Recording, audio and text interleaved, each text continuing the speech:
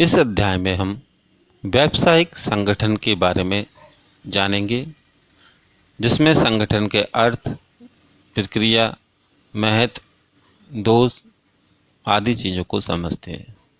आइए सबसे पहले हम संगठन के अर्थ के बारे में चर्चा करते हैं। योजनाओं तथा उद्देश्यों के निर्धारण के पश्चात प्रबंधकों द्वारा किए जाने वाला अगला कार्य संगठन का करना होता है। संगठन कार्य यह निर्धारित करता है कि किन गतिविधियों तथा किन संसाधनों की आवश्यकता है तथा किस कार्य विशेष को कौन करेगा तथा इसे कहाँ किया जाएगा। संगठन एक प्रक्रिया है जो कार्य को समझने तथा वर्गीकरण करने, अधिकारांतरण को परिभाषित करने तथा मनुष्यों को अत्यधिक कार्य कुशलता के साथ लक्ष्यों की प्राप्ति हेतु कार्य करने के लिए संबंध स्थापित करता है। संगठन का आशय उत्पादन के विभिन्न घटकों में संबंध स्थापित करने से लगाया जाता है। संगठन को कृत्यों, खंडों, विभागों, स्थितियों के मध्य अंतर संबंध करने से संबंधित माना जाता है। आइए संगठन एक प्रक्रिया है, इसको जानते हैं। इसमें संगठन के विभिन्न चरणों को समझते हैं। पहला चरण कार्य की पहचान तथा विभाजन। इसमें पूर्व निर्धारित योजना के अनुरूप किए जाने वाले विशिष्ट कार्यों की पहचान करना तथा उनका विभाजन करना होता है। कार्य का विभाजन करते समय यह ध्यान रखा जाना चाहिए कि सभी गतिविधियां संगठन के उद्देश्य को प्राप्त करने हेतु हो। यह कार्य कौशल में विशेषज्ञता लाता है। दूसरा चरण विभागीकरण। इसमें एक समान क्रियाओं को एक विशेष विभाग को सौंप दिया जाता है, जैसे कच्चा माल क्रय करना, तैयार पुर्जे क्रय करना आदि का क्रय विभाग, उत्पादन करना, माल का स्टॉक करना आदि क्रियाओं को उत्पादन विभाग को सौंपा जाता है। इसका उद्देश्य समन्वय स्थापित करना होता है। विभाग अलग अलग उत्पादकों, ग्राहकों एवं क्षेत्रों पर भी बनाए जा सकते हैं। तीसरा चरण कर्तव्यों का निर्धारण। विभागों के बन जाने के बाद प्रत्येक विभाग को, जिसे विभागीय अध्यक्ष कहते हैं, के अधीन किया जाता है। काम सौंपते समय काम की प्रकृति तथा व्यक्ति की योग्यता का मिलान करना आवश्यक होता है। आखिरी चरण रिपोर्ट संबंध स्थापित करना। जब दो या दो से अधिक व्यक्ति एक समान उद्देश्य को प्राप्त करने के लिए कार्य करते हैं तो उनके मध्य संबंधों की स्पष्ट व्याख्या की जानी जरूरी है। प्रत्येक व्यक्ति को यह पता होना चाहिए कि कौन किसका अधिकारी तथा कौन अधीनस्थ है। आशा कर रहे हैं संगठन की प्रक्रिया के बारे में आप जान चुके होंगे। आइए आगे हम संगठन के महत्व के बारे में जानते हैं। संगठन का पहला महत्व विशिष्टीकरण का लाभ। संगठन के अंतर्गत संपूर्ण कार्यों को अनेक उपकार्यों में बांट दिया जाता है। सभी उपकार्यों पर योग्य व्यक्ति की नियुक्ति की जाती है, जो एक ही कार्य को बार बार करने से उसके विशेषज्ञ बन जाते हैं, जिससे कार्य ठीक और तेजी से होता है। दूसरा महत्व कार्य संबंधों में स्पष्टता। संगठन कर्मचारियों के मध्य संबंधों को स्पष्ट करता है। इससे स्पष्ट होता है कि कौन किसको रिपोर्ट करेगा। इसमें उच्च अधिकारियों तथा अधीनस्थों के संबंधों को स्पष्ट किया जाता है। तीसरा महत्व के बारे में यदि चर्चा करते हैं तो संसाधनों का अनुकूलतम उपयोग। संगठन प्रक्रिया में कुल काम को अनेक छोटी छोटी क्रियाओं में विभाजित किया जाता है। प्रत्येक क्रिया को करने वाला एक अलग कर्मचारी होता है। परिणामतः संगठन में उपलब्ध सभी संसाधनों का कुशलतम उपयोग होता है। चौथा प्रभावी प्रशासन। प्रायः देखा जाता है कि प्रबंधकों में अधिकारों को लेकर भ्रम की स्थिति बनी होती है। संगठन प्रक्रिया प्रत्येक प्रबंधक द्वारा की जाने वाली विभिन्न क्रियाओं व प्राप्त अधिकारों का स्पष्ट उल्लेख करती है। पांचवा महत्व के बारे में यदि चर्चा करें तो वह है परिवर्तन को अपनाना। उचित रूप से बनाई गई संगठन संरचना लोचदार होती है, जो बाह्य वातावरण में परिवर्तनों, तकनीकी उत्पादों, बाजारों, संसाधनों से उत्पन्न कार्यभार के समायोजन की सुविधा देता है। छठवां, कर्मचारियों का विकास। स्वतंत्र एवं प्रभारी संगठन कर्मचारियों में पहल, शक्ति तथा सृजनशील सोच को प्रेरित करता है। जब प्रबंधक अधिकार अंतरण करते हैं तब अधीनस्थ का भी विकास होता है तथा प्रबंधक भी संगठन की वृद्धि और विकास के अवसरों का लाभ उठा सकते हैं। सातवां, महत्व में विस्तार तथा विकास। संगठन कार्य व्यावसायिक उपक्रमों को अपना आकार बढ़ाने, भौगोलिक क्षेत्र को बढ़ाने, ग्राहकों व बिक्री तथा लाभ बढ़ाने में सहायता प्रदान करता है। यह उपक्रम की वृद्धि और विविधीकरण में सहायता करता है।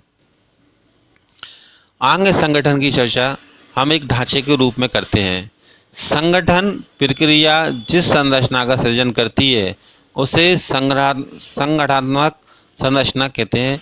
इसके अंतर्गत संगठन के अनेक पद स्थापित किए जाते हैं और सभी पदों पर कार्य करने वाले लोगों के संबंधों का स्पष्ट कर दिया जाता है। संरचना द्वारा प्रबंधकों व अन्य कर्मचारियों को कार्य करने के संबंध में एक आधार व रूपरेखा उपलब्ध कराई जाती है। संगठन एक ढांचागत फ्रेमवर्क है। इसके अंतर्गत विभिन्न क्रियाओं को समन्वित तथा एक दूसरे से संबंधित किया जाता है। प्रबंधक विस्तृति तथा संगठनात्मक ढांचे के बीच संबंध। प्रबंध प्रस्तुति से तात्पर्य अधीनस्थों की उस संख्या से है जिनका अधिकारी कुशलता के साथ प्रबंध कर लेता है। प्रबंध की विस्तृति काफ़ी हद तक संगठनात्मक ढांचे को आकार देती है। यह ढांचे में प्रबंधक के स्तर को निश्चित करती है। यदि प्रबंधक का विस्तार क्षेत्र सीमित है तो संगठनात्मक ढांचा लंबा होगा और यदि प्रबंधक का विस्तार क्षेत्र विस्तृत है तो संगठनात्मक ढांचा चौरस होगा। संगठनात्मक संरचना के प्रकार में के बारे में जानें तो पहला प्रकार क्रियात्मक संरचना, दूसरा प्रखंडीय संरचना। क्रियात्मक संगठन संरचना पूरी संस्था को उसके द्वारा किए जाने वाली मुख्य क्रियाओं जैसे उत्पादन, विपणन, खोज एवं विकास, वित्त आदि के आधार पर विभक्त करने को कार्यात्मक संगठन ढांचा कहते हैं। प्रबंधक संचालक, इसमें मानव संसाधन, विपणन, खोज एवं विकास एवं क्रय। इसकी उपयोगिता कुछ समझते हैं। जहां व्यवसाय इकाई का आकार बड़ा हो। दूसरी उपयोगिता जहां विशिष्टीकरण आवश्यक हो। तीसरी उपयोगिता मुख्य रूप से एक ही उत्पाद बेचा जाता है। लाभ के बारे में यदि चर्चा करें तो विशिष्टीकरण जब कार्यों को कार्य के प्रकार के आधार पर समूह में रखा जाता है तो सभी कार्य केवल एक प्रकार के होते हैं। इस प्रकार कम समय में अधिक व अच्छा कार्य काम किया जा सकता है। इसे विशिष्टीकरण के लाभ प्राप्त होते हैं।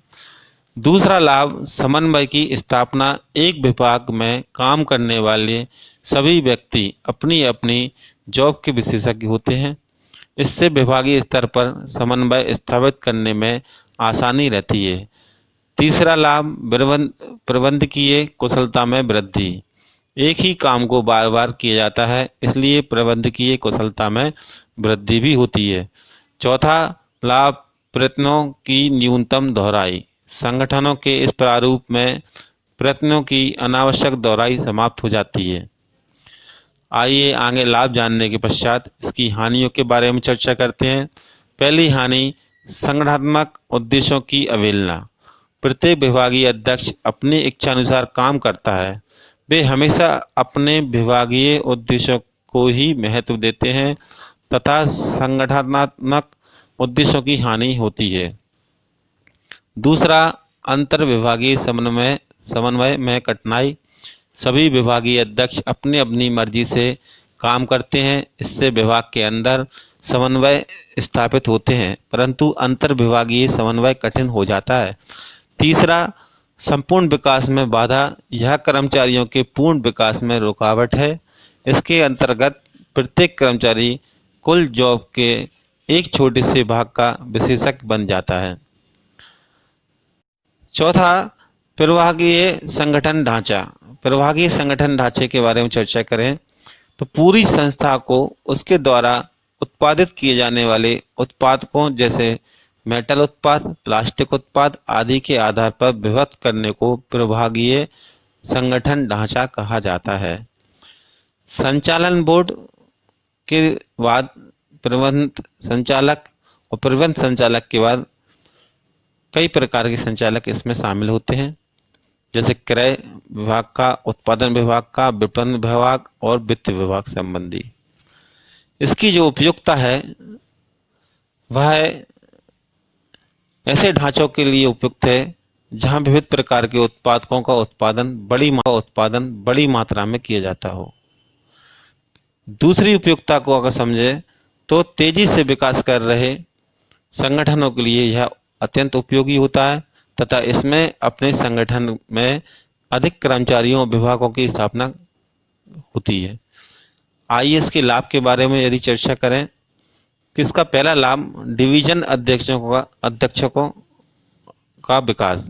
प्रत्येक डिविजनल अध्यक्ष अपने उत्पादन में संबंधित सभी कार्य देखता है। इससे एक डिविजनल अध्यक्ष में विभिन्न कौशल विकसित होते हैं। दूसरा लाभ डिविजनल परिणामों को आंका जा सकता है। इसी आधार पर अलाभदायक डिविजनल को बंद करने का निर्णय लिया जा सकता है। तीसरा लाभ शीघ्र निर्णय। यह डिविजनल का प्रबंधक अपने डिविजनल के बारे में स्वतंत्रता पूर्वक से निर्णय ले सकता है। इसकी जो हानियां हैं, लाभ जानने के पश्चात इसकी हानियों को जानते हैं। पहली हानि डिविजनल अध्यक्षों के मध्य संघर्ष उत्पन्न करती है क्योंकि वे अपना प्रभुत्व स्थापित करना चाहते हैं। दूसरी हानि कार्यों की दोहराई। प्रत्येक डिविजनल के लिए सभी क्रियाएं प्रदान की जाती हैं। इससे कार्यों को अनावश्यक दोहराई के रूप में लिया जाता है तथा लागत बढ़ती है। तथा तीसरा हानि स्वार्थी प्रवृत्ति। प्रत्येक डिविजनल का यह प्रयत्न रहता है कि वह बढ़िया प्रदर्शन करे। इससे पूरी संस्था के हितों को ठेस पहुंच सकती है क्योंकि अन्य डिविजनल के हितों को अनदेखा कर दिया जाता है। यदि संगठन के अगले चरण में बात करें तो औपचारिक संगठन के बारे में जानते हैं। औपचारिक संगठन का आशय ऐसी संरचना से है जिसे संगठनात्मक लक्ष्यों की प्राप्ति हेतु प्रबंधक द्वारा तैयार किया जाता है। इसमें कार्यरत व्यक्तियों के उत्तरदायित्वों, अधिकारों एवं पारस्परिक संबंधों को स्पष्टता परिभाषित कर दिया जाता है। औपचारिक संगठन में संरचना क्रियात्मक या प्रखंडीय हो सकती है। इसके जो लक्षण है, इसके पहला लक्षण, इसमें परिभाषित आपसी संबंध होता है। इसे उच्च प्रबंधक द्वारा वैचारिक रूप से बनाया जाता है।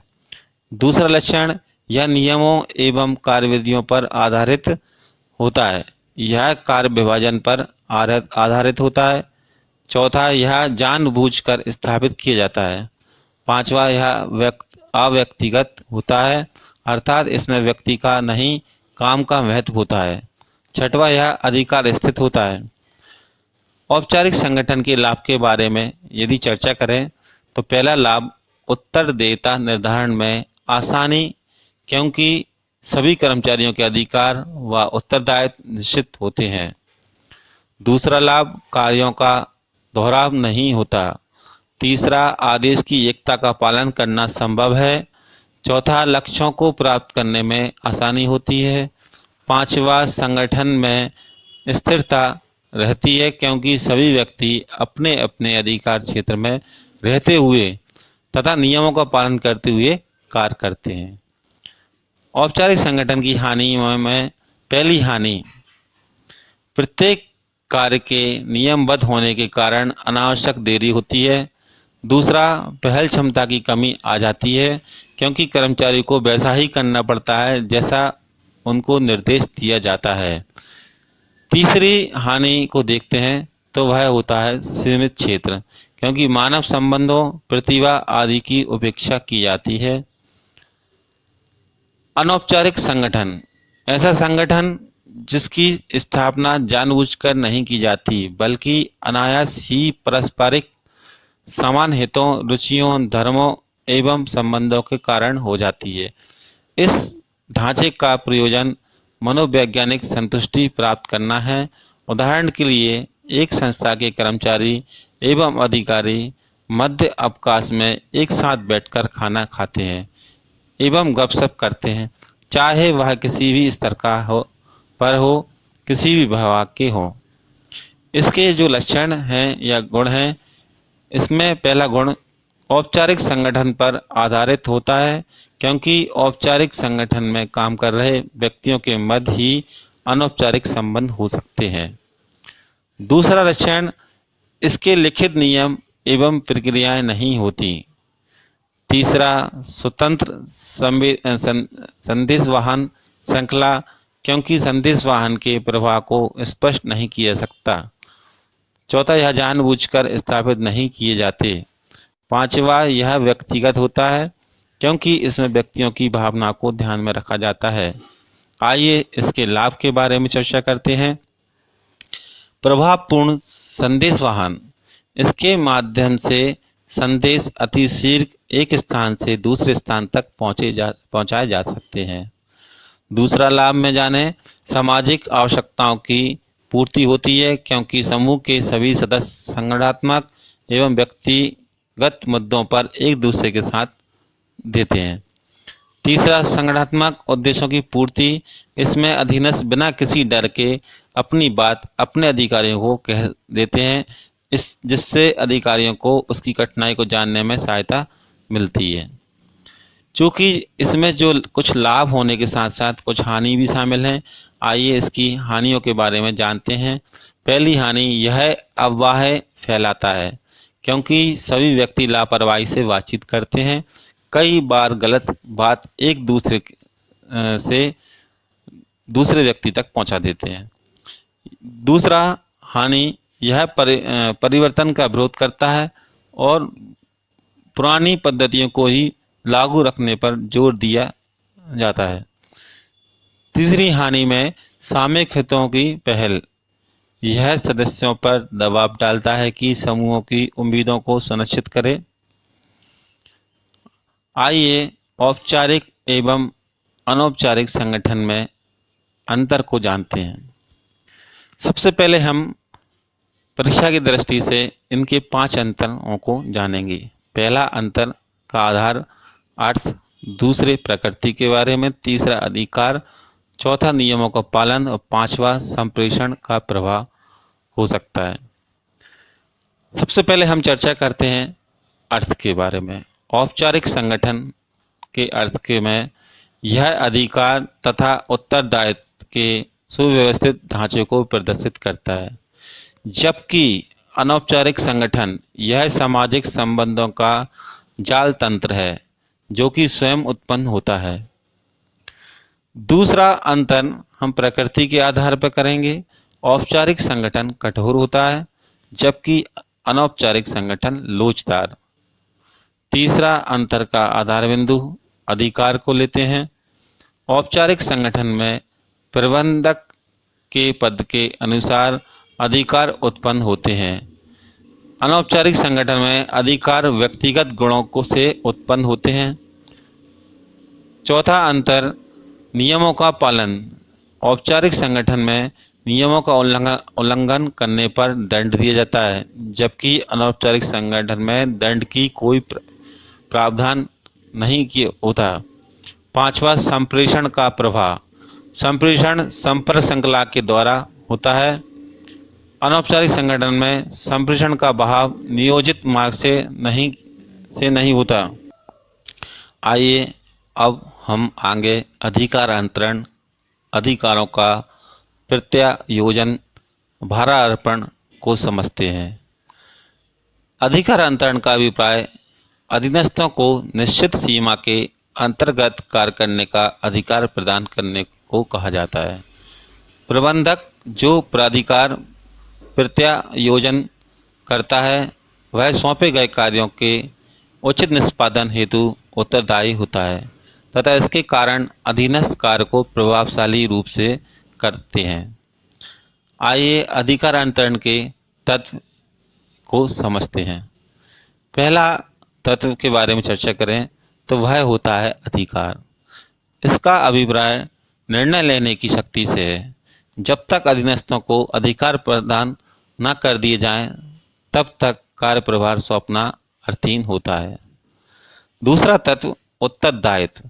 इसका अर्थ सौंपे गए काम को ठीक ढंग से पूरा करने की अधीनस्थ की जिम्मेदारी से होती है। उत्तरदायित्व काम सौंपने पर ही उत्पन्न होता है तथा काम सौंपने को ही उत्तरदायित्व कहा जा सकता है। तीसरा जवाबदेह उत्तरदेता। इसका अभिप्राय अधीनस्थ द्वारा कार्य निष्पादन के लिए अधिकारी को जवाब देने से होता है।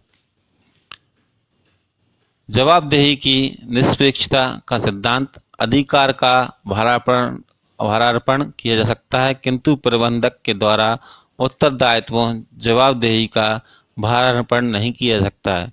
इसके अनुसार किसी अधीनस्थ को सौंपे गए अधिकार वापस लेकर किसी अन्य को भारार्पित किए जा सकते हैं। अधीनस्थ द्वारा की गई किसी गलती के लिए प्रबंधक अपनी जिम्मेदारियों से बच सकता है। उदाहरण के लिए एक मुख्य प्रबंधक के विपणन प्रबंधक को 100 इकाइयों प्रतिदिन का लक्ष्य सौंपा, जिसे विपणन प्रबंधक ने विक्रय प्रबंधक को सौंपा। विक्रय प्रबंधक उस लक्ष्य को पूरा ना कर सका। ऐसी परिस्थिति में उत्तरदेयता विपणन प्रबंधक की रहती है, चाहे उसने अपने अधीनस्थों को यह लक्ष्य सौंपा दिया हो। उत्तरदायित्व को सौंपने से वह जवाबदेही से बच सकता है। आइए अधिकार, उत्तरदायित्व एवं जवाबदेहिता में अंतर। हम पहला अंतर आशय से लेते हैं। अधिकार का आशय आदेश देने का अधिकार से होता है। उत्तरदायित्व से आशय सुपुर्द किए गए कार्य को करने का दायित्व होता है, जबकि जवाबदेहिता से का आशय सौंपे गए कार्य के परिणाम संबंध में जवाबदेहिता होती है। दूसरा अंतर उद्भव। अधिकार में यह औपचारिक स्थिति से उत्पन्न होता है। उत्तरदायित्व में यह अधिकारी अधीनस्थ संबंधों से उत्पन्न होता है, जबकि जवाबदेहिता में यह उत्तरदायित्व से उत्पन्न होता है। तीसरा अंतर हम प्रवाह से लेते हैं। अधिकार के अंतर्गत यह उच्च अधिकारी से अधीनस्थ की तरफ होता है, जबकि उत्तरदायित्व में यह अधीनस्थ से उच्च अधिकारी की ओर ऊपर की तरफ होता है। जवाबदेहिता में यह अधीनस्थ से उच्च अधिकारी की ओर होता है। चौथा वापस लिए लाना। पहले इसे सूचना देकर भी किसी भी समय वापस लिया सकता है, जबकि उत्तरदायिता में इसे वापस नहीं लिया जा सकता। जवाबदेहिता की स्थिति में इसे भी वापस नहीं लिया जा सकता। अधिकार अंतरण का महत्व के बारे में जानते हैं। पहला महत्व प्रभावपूर्ण प्रबंध। प्रभावपूर्णता का अर्थ है उद्देश्य को सफलतापूर्वक प्राप्त कर लेना। अधिकार अंतरण से प्रबंधकों के कार्यभार में कमी आती है और वे अधिक महत्वपूर्ण कार्यों जैसे नियोजन, निर्णयन, नियंत्रण आदि पर अपना ध्यान केंद्रित करते हैं। अधिकार अंतरण का दूसरा महत्व कर्मचारियों को प्रेरणा देना होता है। अधिकार अंतरण के परिणाम स्वरूप कर्मचारियों को अपनी प्रतिभा का प्रयोग करने के ज़्यादा अवसर मिलते हैं तथा वे अपनी पर्याप्त अधिकार दिए जाते हैं। उन्हें निर्णय के संबंध में बार बार अधिकारियों के पास जाने की आवश्यकता नहीं होती। यह निर्णय को गति प्रदान करता है। तीसरा महत्व कर्मचारियों का विकास होता है। अधिकार अंतरण के कारण कर्मचारियों को अपनी प्रतिभा का प्रयोग करने के अधिकार अवसर मिलते हैं तथा निर्णय भी जल्द लिए जा सकते हैं। चौथा महत्व उत्तम समन्वय। अधिकार अंतरण के तत्व प्राधिकार, उत्तरदायित्व व जवाबदेहिता संगठन में विभिन्न उप कार्यों के बारे में अधिकारों, कर्तव्यों तथा जवाबदेहिता को परिभाषित करने में सहायक होते हैं। सब कुछ स्पष्ट होने पर उत्तम समन्वय स्वतः ही स्थापित हो जाता है। आगे हम विकेंद्रीकरण पर चर्चा करते हैं। विकेंद्रीकरण को प्रबंधक के प्रत्येक स्तर पर अधिकारों के समान और व्यवस्थित वितरण के रूप में परिभाषित किया जा सकता है। इसके अंतर्गत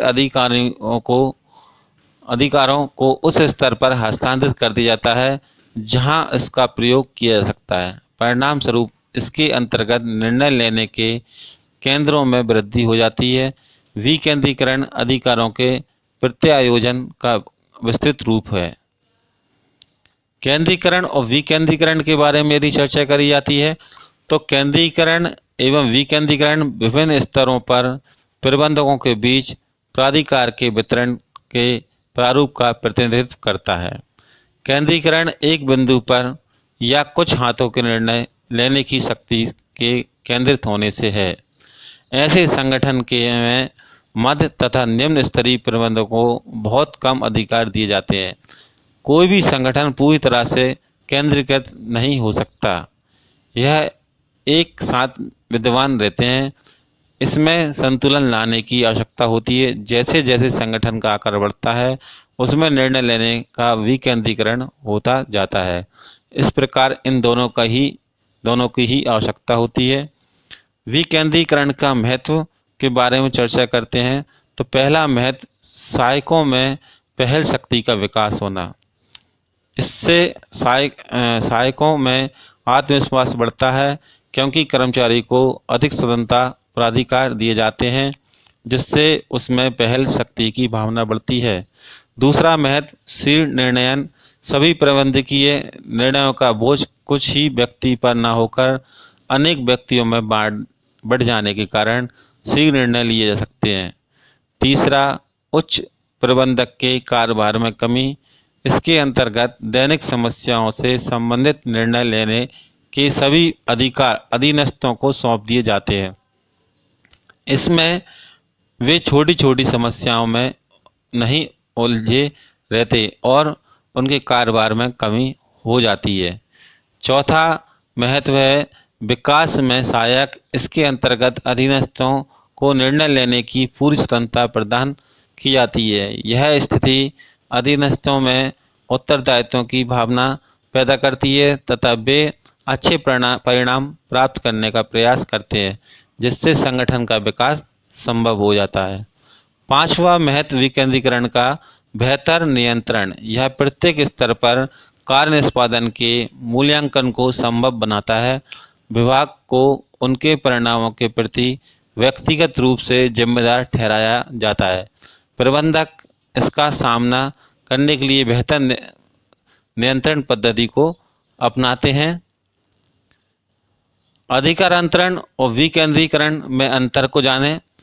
पहला अंतर का आधार बिंदु प्रकृति को लेते हैं। अधिकार अंतरण की प्रकृति में यह सभी संस्थाओं में जरूरी होता है अर्थात इसके अभाव में काम नहीं चल सकता। विकेंद्रीकरण की प्रवृत्ति में इसका पाया जाना जरूरी नहीं है अर्थात इसके अभाव में काम चल सकता है। दूसरा अंतर के आधार बिंदु पर कार्रवाई की स्वतंत्रता को देखते हैं। अधिकार अंतरण के अंतर्गत अधिकार सौंपने के बाद भी अधिकार सौंपने वाले का अधीनस्थ पर पूरा नियंत्रण रहता है जबकि विकेंद्रीकरण में नियंत्रण नहीं रहता। तीसरा अंतर स्थिति के आधार पर लिया जाएगा। अधिकार अंतरण में कार्य विभाजन के फलस्वरूप ही की जाने वाली प्रक्रिया है जबकि विकेंद्रीकरण उच्च प्रबंधक द्वारा बनाई गई नीति का परिणाम होता है। यदि इसके अंतर को क्षेत्र के आधार पर करते हैं तो अधिकार अंतरण अधिकारों के सीमित वितरण को प्रदर्शित करता है।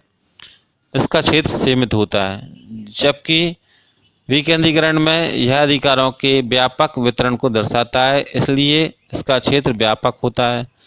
उद्देश्य के आधार पर केंद्रीकरण में उद्देश्य एक अधिकारी के कार्यभार को कम करना है जबकि विकेंद्रीकरण में उद्देश्य संगठन में सत्ता का फैलाव करना होता है।